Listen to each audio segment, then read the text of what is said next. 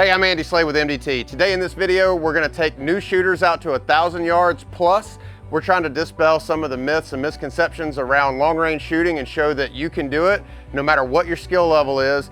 And it's a great place to start by coming out here on the line and getting out to those long ranges that you've been thinking about for a long time.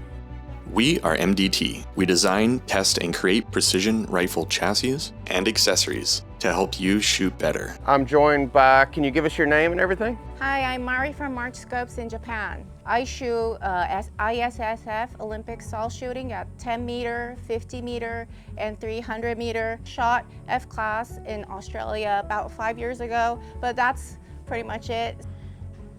Okay, what I would like for you to do now is go ahead and close your bolt when you're ready, and we're gonna dry fire a couple times.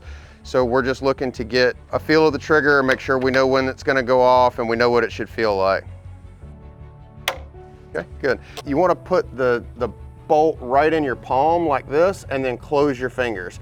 Because what we don't wanna do is when we come down, accidentally slap the trigger. When we go to the pistol grip, I want you to take this finger and just lay it straight and off the trigger like that every single time. And what that's gonna do is make sure that we have good safety and we're not gonna go to the trigger too early before we're absolutely ready to shoot.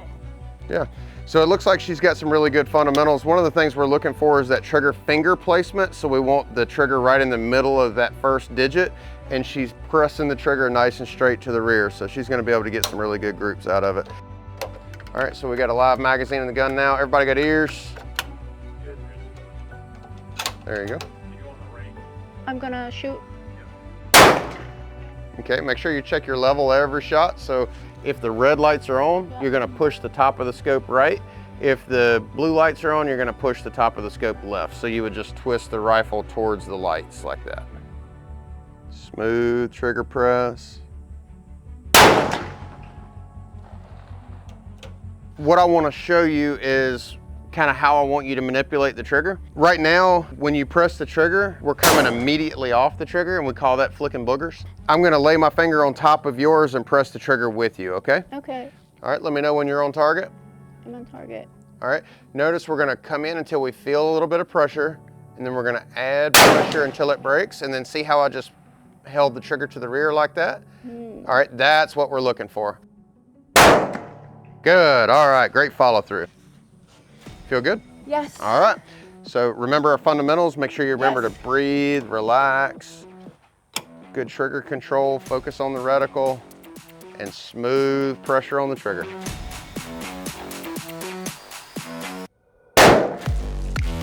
Nice, great job. All right, go ahead and shoot one more. All right, great job. This is a little radar unit, and what it's doing is reading the muzzle velocity. If you look down here on the bottom left-hand side, it's got average 2811, so that's our average. We're gonna pull up the Ballistic app, and what we're gonna do is just build a profile. So we're gonna go down and we're gonna select from library, and a 6.5 is a 264.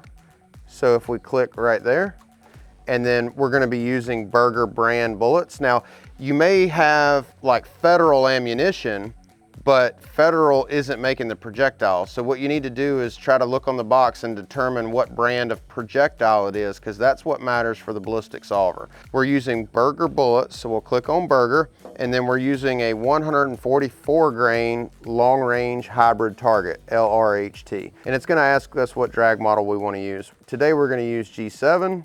And the reason we like G7 is because we can change the BC number in order to true our data. Here it automatically put in the bore diameter, the bullet weight, and the G7 ballistic coefficient. We're gonna go to muzzle velocity, and where we got that number from was off of the chronograph, 2811. We zeroed this rifle at 100 yards. We verified that with a rangefinder. We measured the bore height and we got 2.4 inches. Our twist rate on this rifle is a 7.5 twist. That would either be engraved on the barrel if you have a factory barrel, or you would ask your gunsmith who built the rifle and they would be able to tell you what twist rate the barrel is. Okay, and that's all the information we need. The elevation units and windage units are in mils, that matches our scope, and then we don't use the muzzle velocity temp chart. If we go ahead and hit save, hit select, 6.5 144 G7, send profile. Overwrite would delete everything in the Kestrel except this one. We don't want to do that. We're going to append, which means add to. All right, so now you'll see on the Kestrel it says 6.5, 144 G7. So we have successfully loaded our ballistic program into the Kestrel. Now that we got the technical stuff out of the way, we need to get that direction of fire set in the Kestrel. The Kestrel has a compass in it. Point the back of the Kestrel at our target. Make sure that it's plumb, so we don't want to lean the Kestrel forward or back, just nice and plumb like this. If we go ahead and hit that capture button with target highlighted, you're gonna see a direction come up. And then if we hit it again, that locks in that direction. Our target range is gonna be 808 now. Two things we wanna verify. One is that it says yards beside it. If it said meters, what we would do is hit enter, go to target range, hit enter, and we would change that from yards to meters. Here we're gonna be working in yards, so we're gonna make sure it says YD. So now we've got our target, direction of fire, and our range put in correctly. The next thing we've got to deal with is wind. It's looking like we've got about a 530 wind, so it's about 530 at 2 miles an hour. We put our wind in. Now we're going to verify our gun is correct, and then we're going to go down and update our environment. Scroll over to live like that, and we're going to grab the lanyard, and we're just going to spin it. And all this is doing is going to allow it to have like the ambient air at the right temperature. What happens is this thing will, if we hold on to it, it'll heat soak. The heat will come from our hand, or maybe it was sitting out on this in the sun. So all we're doing by doing this is just letting a lot of air get across it, right? Okay, so what we're gonna do now is spin that for about 10 to 15 seconds, and we're just gonna look and make sure that the temperature stabilized. So see how it's just sitting on 75? And then what we're gonna do is just scroll over to lock. Okay. Now, here's a good question. What happens when we see 5.45? We can't shoot the hundredths, so we have to round up to the 10th. So what I always do is just basic rounding. 5 or more, let it soar. So we're gonna do 5.5 mils.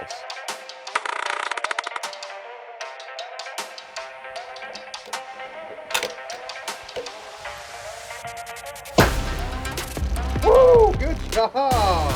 Heck yeah, first shot at 800. Good I hit job. it. Good job, that's great. Heck yeah. We can see in that footage that the shot hit all the way at the top of the plate. Now there's a couple of things that can cause that. One, we saw the speed on that round was a little bit faster than our average was when we zeroed. So what we're gonna do is just add a little bit of speed in the Kestrel to match what we're seeing on the Garmin, and we'll see what happens. It's probably gonna bring us down a little bit. So where it says 2811, we're gonna speed that up to 2830 and just see what it gives us.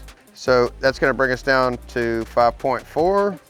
Okay, bring us down, yeah. Okay. And then, shall I adjust for the wind? Yep, maybe add 1/10 of wind. Yeah.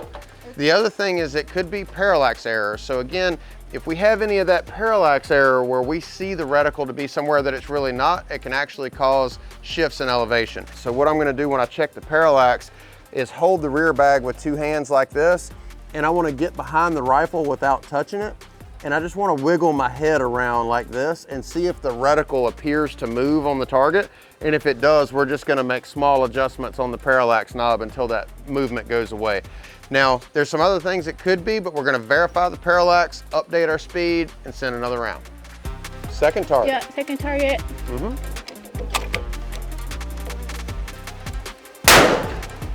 Yeah, good job. Awesome. Go to target 3. Great, heck yeah, we're going to 4 now. Yeah, dead center. All right, going to the last one. Same process, focus on the reticle. Feel the trigger. Press and hold, watch it hit.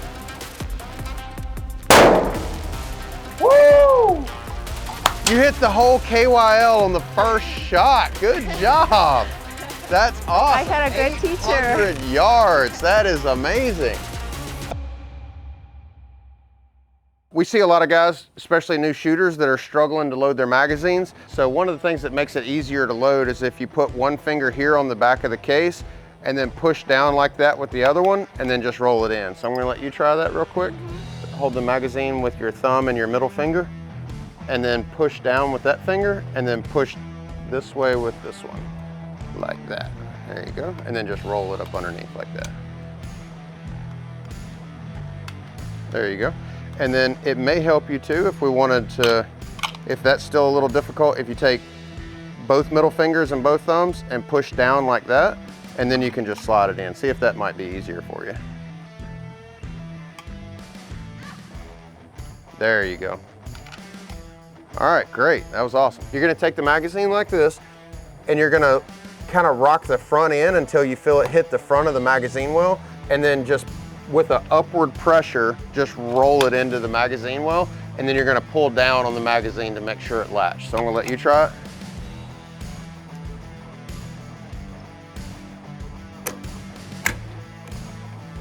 Okay. All right, whenever you're ready, close the bolt. So what can happen if we slap the bottom of the mag is the round can come up and get wedged in the feed lips. So one thing that'll help sometimes if we feel a little bit of tension is if you just stick your finger in here and just push down on that first round. Oh, okay. Then it'll go forward nice and easy like that.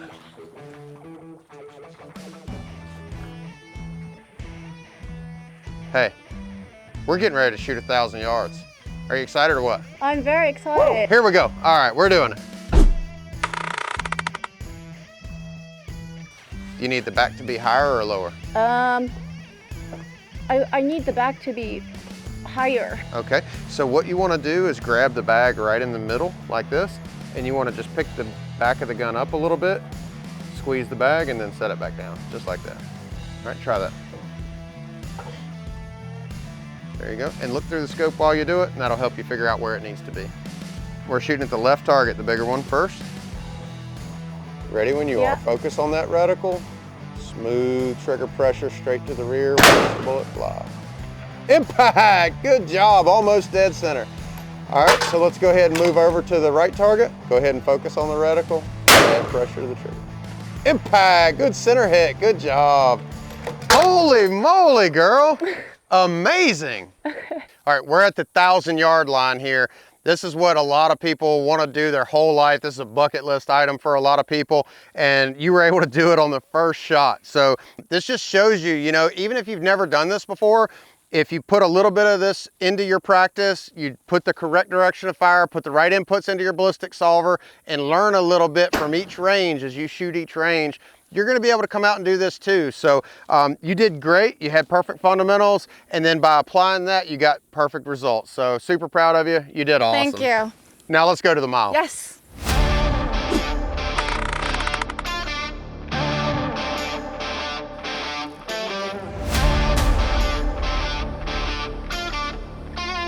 Wiggle, wiggle, wiggle. There you go.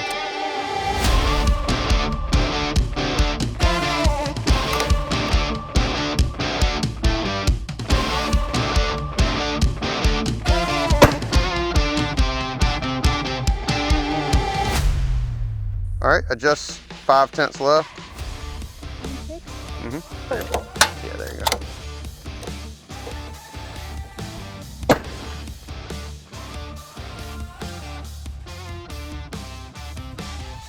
No call. All right, yep, we'll try going up 0.5.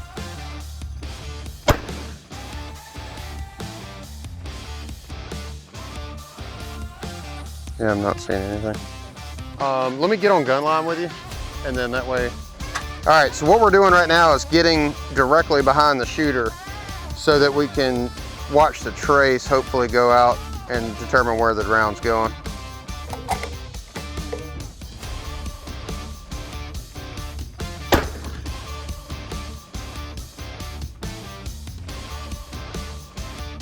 Dude, I couldn't see it at all. All right, let's go to like 1400 and figure that one out.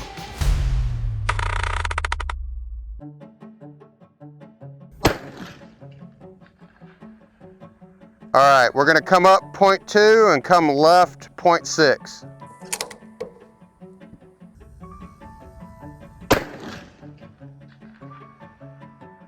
All right, adjust 0.4 left.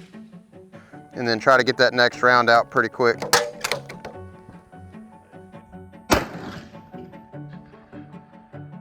All right, that one was straight low. Hold top of the plate. Yep, hold top of the plate.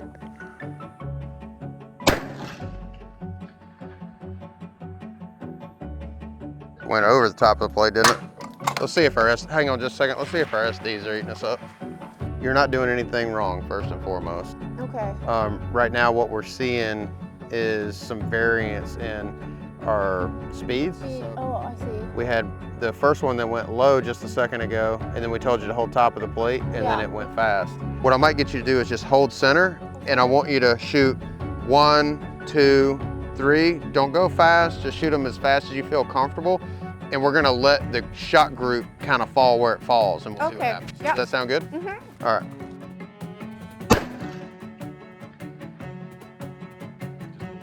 Yep, hold center. Send another one. Okay, so we're gonna dial up 0.3 and send another one. That was it. Impact. So what we'll do is make this match. We're gonna lower the BC back down just a little bit. Okay, that's 15. Ooh, that's closer. And then we're gonna get the wind to change. So we're gonna go up to wind. We're gonna change that over to 7 o'clock. That's 1-1. We need 1-5. So maybe let's add 2 miles an hour. Okay, that's 1-3. Let's go to 7:30, see what happens. It's 1-7, so maybe we take a little bit of mile an hour out of that. All right, there's our 1-5. So now, hopefully when we go to a mile, it'll give us the correct data. 21.8 up and 2 mils left. Okay. All right, and we're gonna go back to that big circle you shot at a second ago. Plan's gonna be, you're at 2 mils left right now? Yeah. All right, our plan's gonna be try one at 2 mils left. If we don't see anything, we're gonna go to 1.5 left. On. Ready? Yeah. 1.4 left. 1.4? Yep.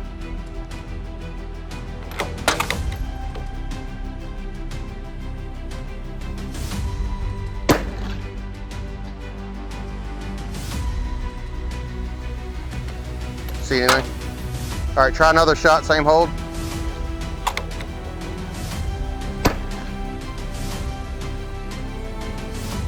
Let's try one more. One more.